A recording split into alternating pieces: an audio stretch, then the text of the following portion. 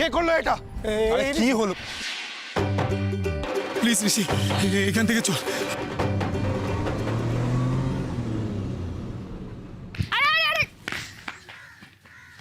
সত্যি এরা পালিয়ে গেল কেন?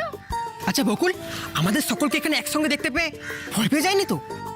না সেটা না, আমি তো ওদের গাড়ির হেডলাইট ভাঙলাম, ওরা আমাকে দেখেই ভয় পেয়ে গেল। অদ্ভুত। আরে তুই তো ইচ্ছে করে ভাঙিস না, ভেঙে আছে। আজব তো, আমি দোষ করলাম, আমি ক্ষমা চাইবো বলে এলাম আর ওরা আমাকে দেখে পালিয়ে গেল। চ।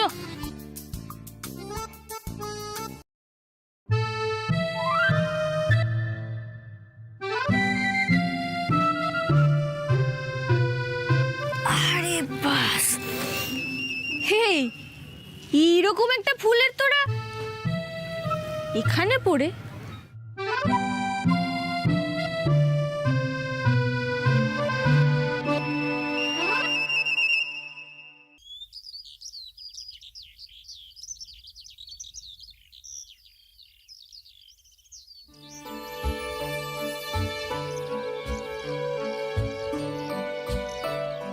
केदारनाथ बासु, ये तो पुरो राजप्रासाद। এদের ৫-৬টা গাড়ি থাকবে না তো কার থাকবে? এই হচ্ছে আসল বড়লোক। দুদিন বাদে আমি এই বাড়ির বউ হয়ে আসবো, আর তখন সবাই বলবে wife of Kunal Basu, MLA পুত্রবধূ। এইরকম একটা বাড়ি ছাড়া কি আমাকে মানায়?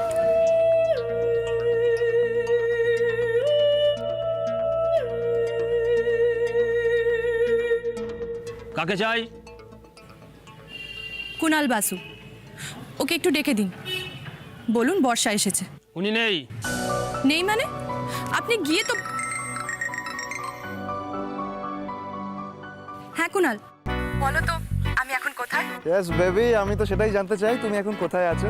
সারপ্রাইজ, আমি তোমার বাড়ির গেটের সামনে।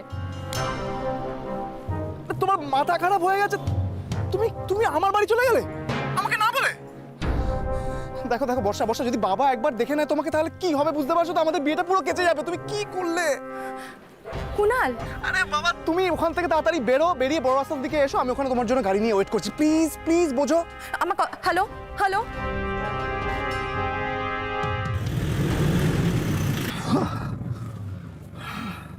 উফ, কি মেয়ে রে বাবা! সাদেও নাম দিয়েছিস বারাসাতের ডন, একদম পারফেক্ট নাম।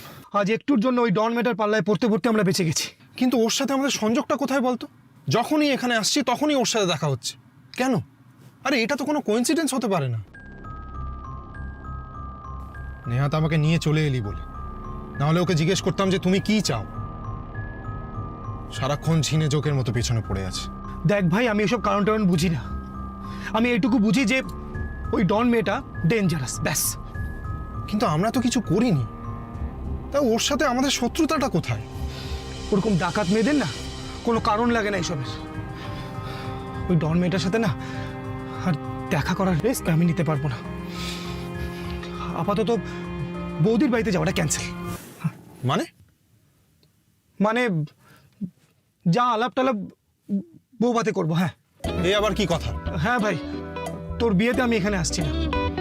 তারপর ওই ডন আবার কি করে বসবে কে জানে। বোকার মতো কথা বলিস না। ওই মেয়েটার জন্য তুই আমার বিয়েতে যাবি না? তুই আমায় বোকা বল, যা ইচ্ছে তাই বল, আমি এসবের মধ্যে নেই। তারপর দেখা যাবে ওই ডন তোর বিয়ের আসরে বসে আছে, তখন কি হবে? এখন সরি বলে কি হবে? তখন তো অর্ডার করলে এক্ষুনি আমার বাড়ির সামনে থেকে সরে এসো। Sorry baby. কুনাল, কুনাল, তুমি আমার সঙ্গে এরকম ব্যবহার করলে? আচ্ছা আমি কি করে জানবো বলো তো তুমি বাড়িতে নেই? আর তাছাড়া আমি তোমাকে সারপ্রাইজ দিতে গেছিলাম, ভাবলাম তোমাকে একটা কথা বলবো। আচ্ছা রিয়েলি সরি বেবি। দেখো কি সুন্দর ফুল এনেছি তোমার জন্য। হ্যাঁ, তুমি রাগ করছো? থাক, হ্যাঁ জানি এসব এসব ফুল তোমার সৌন্দর্যের থেকে অনেক বেশি ফিকে। না, আমি তো ভেবেছিলাম যে তোমাকে বিয়ে করে সসম্মানে আমার বাড়িতে নিয়ে যাব। থাক, সারাক্ষণ তো বাবার ভয়ে জুজু হয়ে থাকো। এখন আমাদের সম্পর্কের কথা বাবাকে বলতেই পারোনি। বলবো তো। আর কবে বলবে কুনাল, আর কবে বলবে? আজ তুমি আমার সঙ্গে যে ব্যবহারটা করেছো, আমার সঙ্গে কেউ কোনোদিন করেনি। এমনকি তোমার বাড়ির সিকিউরিটি, সেও আমার সঙ্গে এমন ব্যবহার করছিল যেন আমি রাস্তার মেয়ে। এই দেখো, রাগ করে। আচ্ছা, আমি তার জন্য তোমাকে সরি বলছি। হ্যাঁ, আমি তার হয়ে ক্ষমা চাইছি, ঠিক আছে? ও তো জানে না তুমি কে। যেদিন জানবে সেদিন আমি তোমার কথা দিচ্ছি, কুণাল বসু তোমার কথা দিচ্ছে, সেদিন তোমার পা ধরে ক্ষমা না চাইলে আমার নাম কুণাল বসু নয়, ঠিক আছে? আর তারপর যদি তুমি চাও তাহলে তার কাজ থাকবে, না হলে থাকবে না, সিম্পল। হ্যাঁ, ঠিক আছে? আচ্ছা, এবার বলো তাহলে কি বলতে এসেছিলে, আমাকে বল। মা কালকে একটা গয়না গিফট করেছে, আর আমি চেয়েছিলাম সেটা তুমি আমায় পরিয়ে দাও।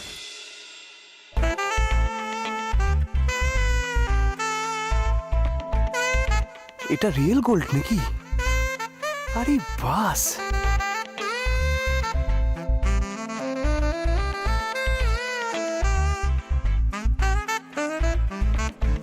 তাই? ঠিক আছে। মায়ের থেকে এই গোল্ড জুয়েলারি পেতে পেতে আমি বোর হয়ে গেছি। আচ্ছা কুনাল, তুমি আমাকে কোনো সারপ্রাইজ গিফট দিয়ে বিয়ের জন্য প্রপোজ করতে পারো না? এই যেমন ধরো ডায়মন্ড নেকলেস, প্লিজ। তুমি আরেকবার একটু ফোন করে দেখো, যদি কোনোভাবে ওই ডেটটাকে একটু পিছনো সম্ভব হয়। এই এত তাড়াতাড়ি এরকমভাবে একটা বিয়ের আয়োজন করা সম্ভব? তোমাকেও বলি হারি বাবু, তুমি ওই এক সপ্তাহের মধ্যে একটা বিয়ে ফাইনাল করে চলে এলে। ও দাদা, বলছিলাম গুরুদেবকে জিজ্ঞেস করো না, মানে উনি যদি আর একবার গণনা করে দেখেন যে ওই ডেটটা ছাড়া মাঘ মাসের আগে আর কোনো ডেট আছে কিনা। রে বাবা, সেই এক কথা বলছো, তুমি শুনলেই তো ডেট নেই কোনো আর। তোমরা খুব ভালো করে জানো ঋষি মাঙ্গলিক বলে আমাদের খুব বুঝে শুনে পা ফেলতে হচ্ছে। গুরুদেবের বিধান অনুযায়ী ঋষির জন্য ওই মেয়ে এবং ওই ডেটটাই হচ্ছে ভালো। তারপরেও তোমরা বলছো গুরুদেবকে আবার গণনা করতে। গুরুদেবের নির্দেশে কোনো নড়চড় হবে না, বরং তোমরা একটু নড়ে চড়ে বসো দেখি, একটু দৌড়ঝাঁপ করে বিয়ের আয়োজনটা করে ফেলো। আরে করতে যখন হবেই তখন কিভাবে হবে, কেমন ভাবে হবে, এইসব না ভেবে কাজে লেগে পড়ো। আমরা এতজন আছি বাড়িতে, হাতে হাতে সবাই সামলে নিতে পারবো না? আচ্ছা বেশ, ঠিক আছে ঠিক আছে, তোমার কথাই মেনে নিলাম। হ্যাঁ রে, সত্যি তো, আমরা তো অনেকজন আছি, আমরা সামলে নিতে পারবো। বল, কি বলো ঠাকুরপো, পারবো না? নিশ্চয়ই পারবো। আমরা তো পারবো, কিন্তু মেয়ের বাড়ি যে অ্যারেঞ্জমেন্ট করবে সেটা তো সবার খুব ভালো করেই জানা আছে। মানে যা বাড়ির হাল দেখলাম, দেখবে সবাই সময়ের অজুহাত দেখে নমনম করে বিয়েটা সারবে, কিন্তু সেটা তো আমাদের পক্ষে করা সম্ভব নয়। যতই হোক রায়বাড়ির একটা সম্মান আছে, সেখানে বাড়ির ছোট ছেলের বিয়ে আমরা তো এইভাবে দায়সারভাবে দিতে পারবো না। কথায় কথায় আজকাল খুব মান সম্মানের কথা বলছো দেখছি। নিজের বিয়ের সময় মান সম্মানের কথা মাথায় ছিল না? আসল কথা সেটা নয়, তুমি চাইছো যেন তেন প্রকারেণ ঋষির বিয়েটা পণ্ড হয়ে যাক।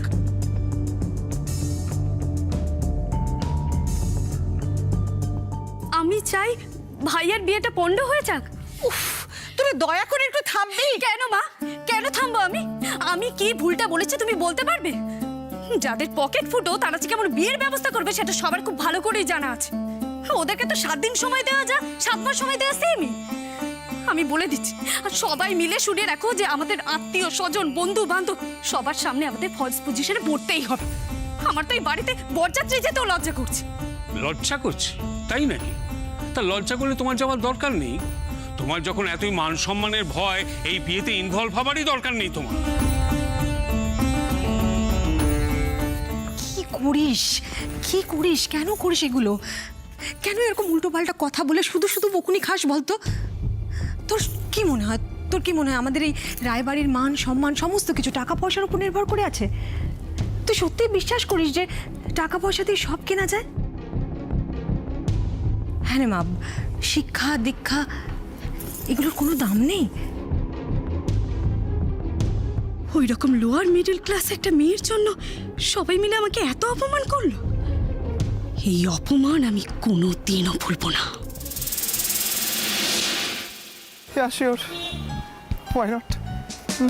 তুমি তো জানো আমি সেই বসিরহাট থেকে আসি তোমার সাথে দেখা করতে। আমি দিয়ে দেবো। ওকে, তাহলে কাল ঠিক 3টের সময় ওই বারাসাত জমাতোর ওখানে যে কফি শপটা আছে ওখানে দেখা হচ্ছে উইথ ডায়মন্ড নেকলেস। আমরা এখানে বসে আছি কেন? চল এখান থেকে। দাঁড়া, বর্ষাকে একটা ফোন করি। এবার আমি আসি কুনাল, কাল কিন্তু দেখা হচ্ছে কফি শপে। এখনই?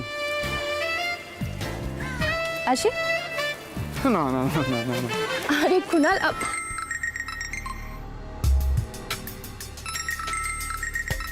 কে ফোন করেছে? হ্যাঁ কে? এই বাড়ি থেকে ফোন আসছে, এখন ধরা যাবে না। হ্যাঁ সে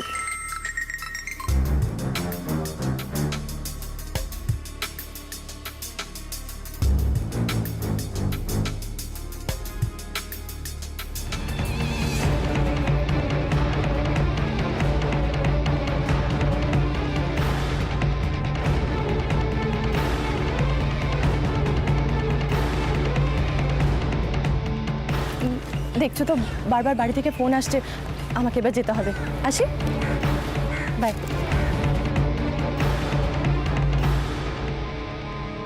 বিয়ের জন্য প্রপোজাল দিতে হবে, তাও আবার ডায়মন্ড নেকলেস দিয়ে। খেপেছে নাকি? পাবোটা কোত্থেকে? না, গাড়ি বাইক এসব নয় ভাড়া পাওয়া যায়, ডায়মন্ড নেকলেস কোত্থেকে ভাড়া পাবো? ভাব কুনাল, ভাব ভাব ভাব ভাব, কিছু একটা করতে হবে। একে হাতের মুঠোয় রাখতে গেলে তাহলে গিফটের জোগাড় করতেই হবে, এনি হাউ। কি হলো? ফোন করছি বারবার কিন্তু কেটে দিচ্ছে, মনে হয় ব্যস্ত আছে।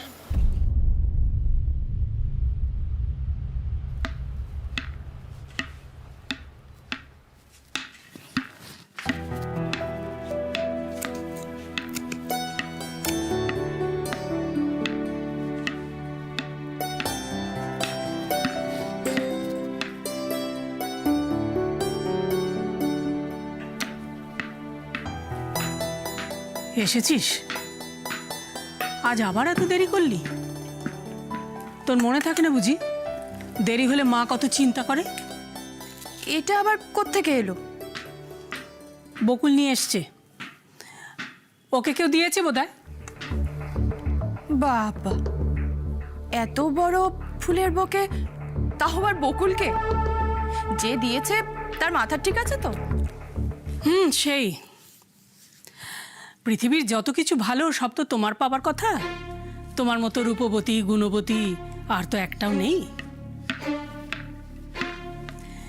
এত বড় তোড়াটা তোমার জন্যই ছিল, ভুল করে বকুলের হাতে পড়ে গেছে।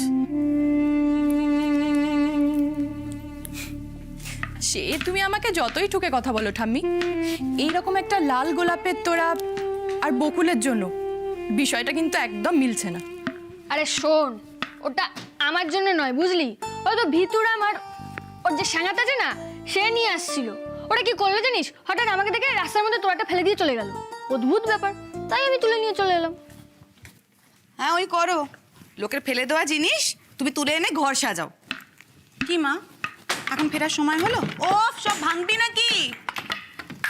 এই যে হাত মুখ ধুয়ে নে, আমি খাওয়ার ব্যবস্থা করছি, কেমন? মা, হ্যাঁ বলছি, আমি এটা তুলে এনেছি বলে তুমি রেগে গেছো? আরে দেখো না, দেখো তোরাটা কি সুন্দর দেখতে, আর রাস্তায় ধুলোর মধ্যে পড়ে থাকবে, নষ্ট হয়ে যাবে। আর ফুলগুলোও কি সুন্দর, তাই আমি তুলে নিয়ে এলাম। বলো না কেমন হয়েছে বলো। আর শোনো না, এটা দেখতে সুন্দর লাগছে না বলো? দেখো এতগুলো গোলাপ ফুল। তুমি আগে বলো এটা দেখতে ফোনটা বাজে। হ্যাঁ খুব সুন্দর লাগছে, এবার যাই ফোনটা ধরতে। বাহ সত্যি। হ্যালো, হ্যাঁ বলছি। ও হ্যাঁ হ্যাঁ বলুন বলুন বলুন। হ্যাঁ কি বলছেন আমি ঠিক বুঝতে পারছি না। সামনের সপ্তাহে? কি হয়েছে, কার ফোন? হ্যাঁ আরে না না, বড় করে আয়োজন নাই বা করলাম, কিন্তু ছোট করে কিছু করতে হলেও তো একটু সময় তো লাগে, বুঝতেই তো পারছেন। দেখুন শেখরবাবু, আমরা খুব সাধারণ মানুষ, আমাদের লোকবল অর্থবল সবই সীমিত। আর তাছাড়া আপনি তো বোঝেন যে মেয়ের বিয়ে তো চারটিখানি কথা নয়। আবার নতুন কোনো সমস্যা হলো নাকি? কিছু একটা ঝামেলা তো হয়েছে, পণ টন চেয়েছে নাকি? হ্যাঁ মানে আর কয়েকটা দিন হাতে পেলেই আমি করে নিতে পারতাম। হ্যাঁ, আমি সব সামাল দিই। আপনার গুরুদেব কি বলছেন? গুরুদেব কি বলছেন যে আর কোনো ডেট নেই, মানে ওই তারিখটাই? কি হয়েছে বলো না, কি বলছেন? ওনাদের গুরুদেব যে দিনটা ফাইনাল করেছেন সেটা একেবারে ঘাড়ের ওপরে। তুমি আগে হ্যাঁ তো বলো, তারপর আমি দেখছি। ঠিক আছে শেখরবাবু, আপনারা যে দিনটা বলছেন সেদিনই তাহলে বিয়েটা হবে। হ্যাঁ হ্যাঁ হ্যাঁ, রাখছি, নমস্কার। মা, ও মা, বলছে যে ওদের বাড়ির গুরুদেব যে বিয়ের তারিখটা ঠিক করেছেন সেটা হচ্ছে সামনের শুক্রবার, এছাড়া কোনো শুভ দিন নেই। ওমা, বলো কি? কি হবে মা? আমরা এত কম সময়ের মধ্যে এত কিছু সব আয়োজন করতে পারবো? সামনের সপ্তাহে আমার জীবনের এত বড় একটা সিদ্ধান্ত ঋষি আর কুণালকে না বাজিয়ে দেখে নিই কি করে? মুশকিল হয়ে গেল তো। ও বকুল, বকুল, তুই এত তাড়াতাড়ি এত সব ব্যবস্থা করে উঠতে পারবি তো মা? হ্যাঁ, পারতে তো হবেই ঠাম্মি। দিন যখন একবার ঠিক হয়ে গেছে তখন আমাকে পারতেই হবে, যে করেই হোক। জানো, ওই ডনকে না আমি কিছুতেই মাপ করব না। শুধুমাত্র ওর জন্য তোমার সঙ্গে দেখা হতেও হলো না।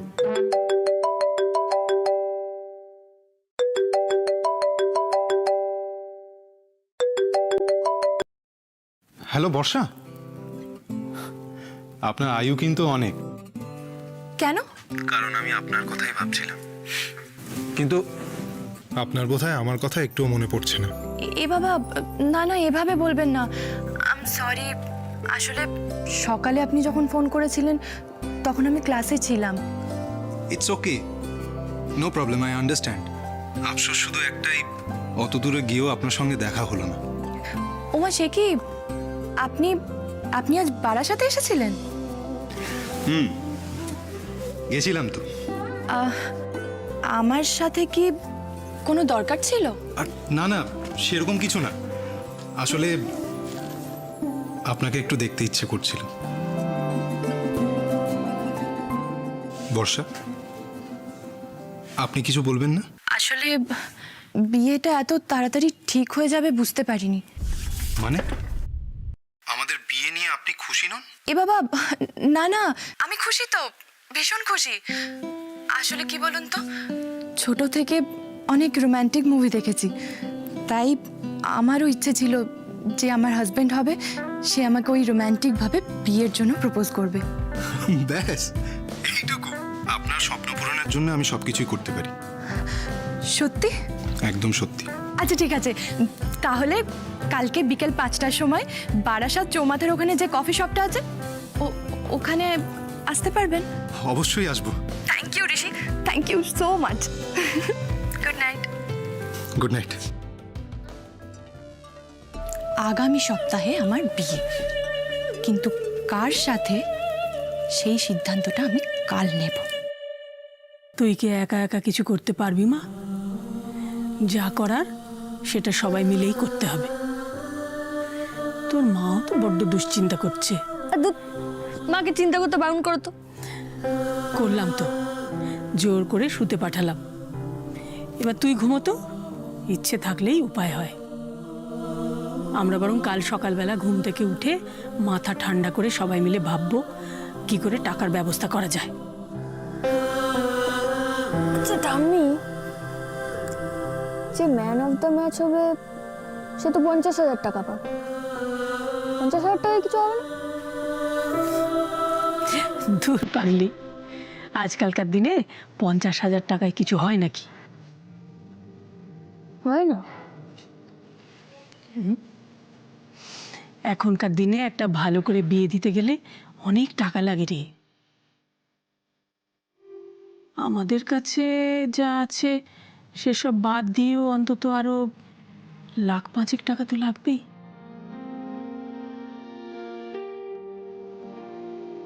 পাঁচ লাখ? হ্যাঁ, দেখি অত চিন্তা করতে হবে না। নে তুই এবার শো তো দেখি। ওমা, এ কি রে, কে? গা এত গরম কেন? আরে জ্বরে গা পুড়ে যাচ্ছে, কখন জ্বর বাঁধালি? আরে ও কিছু না, সেরে যাবে। আরে সেরে যাবে বললে হবে? দাঁড়া দাঁড়া, আমি আরে ওষুধ শোনো না, লক্ষ্মী মেয়ের মতো খেয়ে নাও। শোনো না, শোনো না, শরীরের নাম মহাশয়, যা সহাবে তাই সইবে। তুমি তো চাপ নিচ্ছ কেন? সেরে যাবে, সেরে যাবে। তুমি চাপ নিও না, সেরে যাবে, সেরে যাবে। হ্যাঁ, তুমি একবারে সব বুঝে গেছো। এটা তোর বড্ড বাড়াবাড়ি বকুল। সকলের জন্য ভাবার সময় আছে তো, শুধু নিজের কথা ভাবার সময় নেই। আশ্চর্য, অন্য লোকের খেয়াল রাখতে গেলে যে নিজের খেয়াল রাখতে হয় সেই বুদ্ধিটুকুও তোর নেই। দাঁড়া, আমি ওষুধ নিয়ে আসছি তোর। খাবেন না, উনি বলবেন আর আমি শুনবো।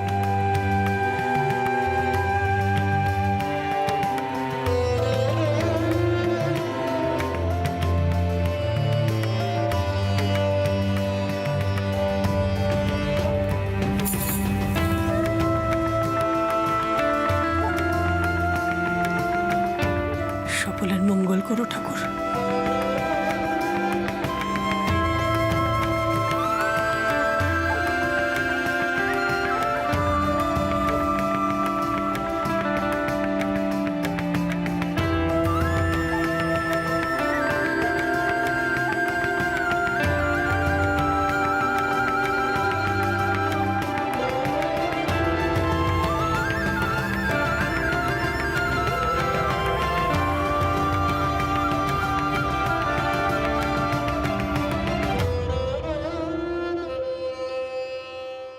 $5 লাখ?